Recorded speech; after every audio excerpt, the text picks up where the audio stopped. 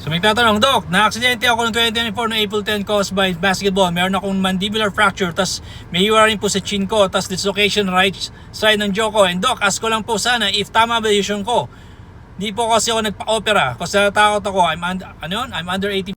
So nagtatanong siya if tama daw decision niya na mag-wait. I don't know, man. How the heck would I know kung tama decision mo kung magpa-surgery ka o hindi? Hindi ko pa naman nakita eh.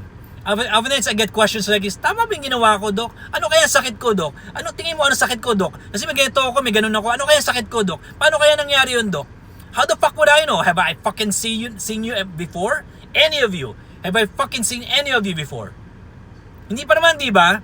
Nakita na ba kayo sa clinic? Hindi. Ano tingin nyo dito? MMK? Charo Santos? Dear Tita Charo, nangyari sa akin ganito ganyan. Ano kayang problema ko? Tang ina. Bakit kayo dumadaing sa akin? Hindi pa naman kayo pupunta sa clinic. How the fuck would I know kung matutulungan kayo o hindi? How the fuck would I know kung anong origin ng problema ninyo? Dok, gagaling ba ako? How the fuck would I know? Nagpunta na ba kayo sa clinic? Tangina, ang dami nagtatanong ng ganito. Sobra na. Ang tingin sa akin, manghuhula? I'm a doctor of physical therapy from Chicago, Illinois. Hindi ako manghuhula. Kung hindi ko pa nakikita yung pasyente, how the fuck would I know kung anong gagawin sa pasyente na yan? Okay, sana Doc, nagtitreat ba kayo ng ganito? Nagtitreat ba kayo ng ganon? Gets ko yun eh.